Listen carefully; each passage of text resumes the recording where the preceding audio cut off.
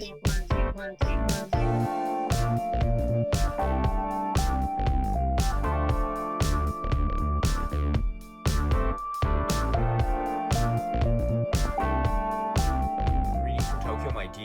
friends, this is Daisuke, and I very much hope that this video finds you well and in very good spirits wherever you are in the world.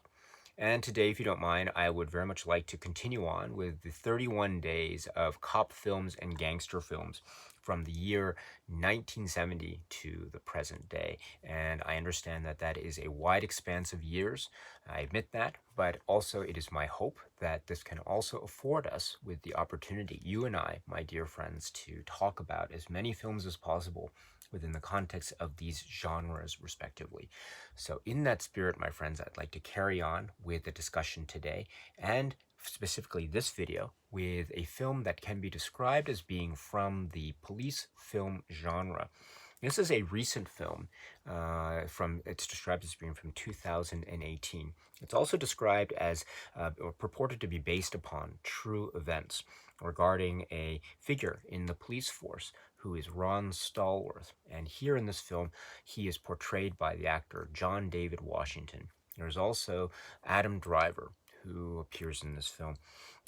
This is a very interesting, provocative, challenging, edgy film, and it is filled with a lot of questions, a lot of statements, and a lot of very boldly made, artistically made, with great flourish and also great intensity, and also with a sense of shock. And there are scenes that have this edge to it that are oftentimes funny and hilarious, but also, or at the same time, simultaneously, quite shocking and startling and confrontational.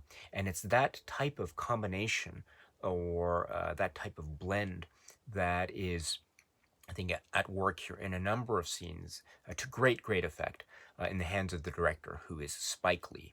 And I'm speaking of this work, which is called BlacKkKlansman. And the film BlacKkKlansman is described as being a work that's taking place in Colorado Springs area, Colorado Springs police. And we have various figures of the police that are trying to infiltrate or go undercover through one reason or another, or through various avenues of potential infiltration. And the subject of their undercover operations is the local chapter of the Ku Klux Klan. And so this is setting the stage for some incredibly intense, audaciously performed or staged or presented scenes and scenarios that lead to a variety of encounters and engagements that also have this sense of danger and the threat of violence, as well as the kind of cinematic look in terms of maybe the absurdity of certain situations that are portrayed before our very eyes, as well as reminding us that to a certain degree we understand that while this is a work of cinema, there are moments of this film that are either taken from or inspired by aspects of real life, and I'm speaking about the life of Ron Stallworth, or his story as it's told here. Although, while there have been acknowledgments, of course, that there might be certain aspects that are adapted quite liberally for purposes of this creation and the writing of the story and the creation of the film, it is still acknowledged that this is, or it's taking its inspiration from certain real life events or true events. In that respect, that's my understanding anyway. And then the other aspect too is this film does make direct references quite boldly, and it questions the means, or there are certain questions that it raises about various attitudes or themes presented in this film and how they might have connections to the current times of 2018 and those questions that arise there. So it has this this edge to it, this kind of double edge, which is fascinating. As I say, it leaves one to question, and one is searching for the answers within one's heart after one watches the film. as to how one would answer those questions. So, in that way, it is very provocative indeed. It is also, I think, stunningly shot, and it's presented the way that the 70s era is depicted, with all the way down to the lighting and the fashion and the look and the feel. This has this feel of a type of cool, chic, retro aspect to it that is also, again, to applied to great cinematic effect in the hands of Spike Lee and company. So this is also a very, very it has this great look to it. Then the maneuverings of the story and how the characters are reacting to the story. This is also very well done in terms of the fashioning of the drama in the context of the cinematic work. And I'm speaking too about how the John David Washington character, how he ends up first in this situation and the various attitudes that he perceives around him, whether they be positive or maybe not so positive. Again, in the context, for example, of race relations, but also in the context of personal relationships as well. We see how certain personal relationships do develop, and they form very strong emotional bonds or very important forms of security, emotional security, and also a sense of self as well. And one of the relationships too is also within the context of his work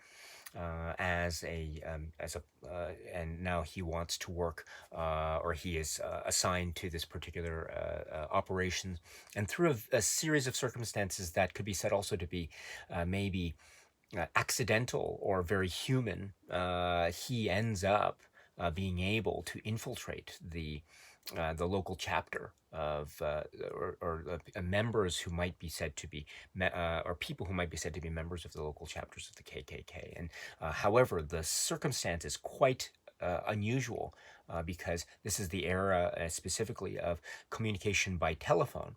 And when one speaks by telephone, one can hear one's voice of the person on the other side that one is talking to, but one cannot see the face. There's no visual cue. There's no way to which one can see the person to whom one is speaking on the telephone. So one can hear one's voice, but one cannot see. And this is a kind of important point of the plot because it might be he who is speaking on the telephone, the John David Washington character, but then when the situation arises where he has to meet the people that are on the other side of the line, then how can that take place, and how can the undercover operations continue when John David Washington's character, Ron Stallworth, is an African American, and so that will then break the cover.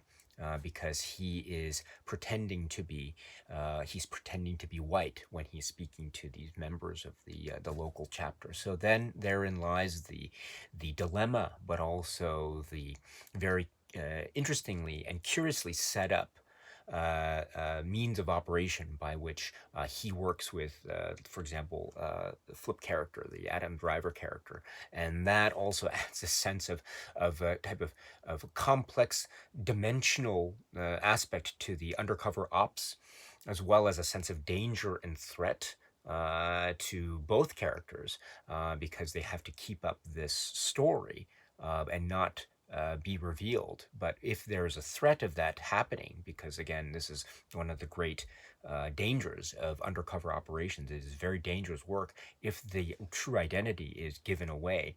And that can mean not just the end of the operations, but also that could mean a very serious situation, life and death.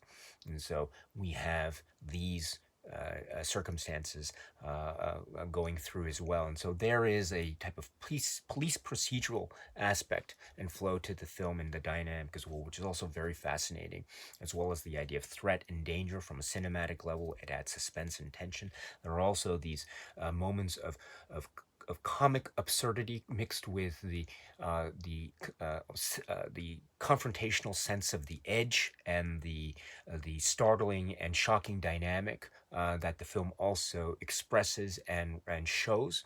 And so that combination of tones and styles, I think, is handled very well. And then the look and the feel of the film in terms of its period look and retro, cool, chic visual style and the like, I think it adds to great effect. And then also the audacity of the story, again, based on certain events that are revealed and portrayed.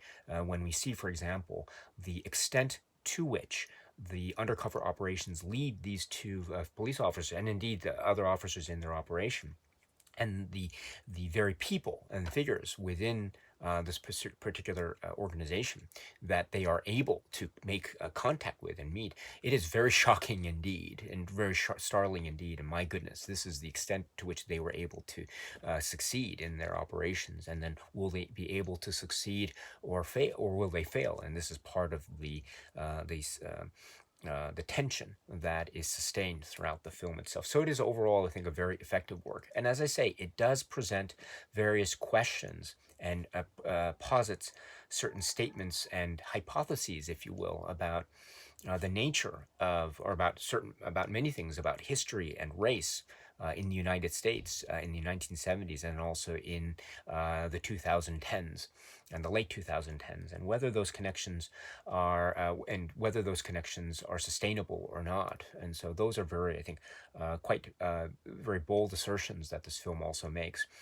So we understand that this is a film that is about the past, but it is also, from the perspectives of Spike Lee and company, this is a film that is about the past and is also about the present.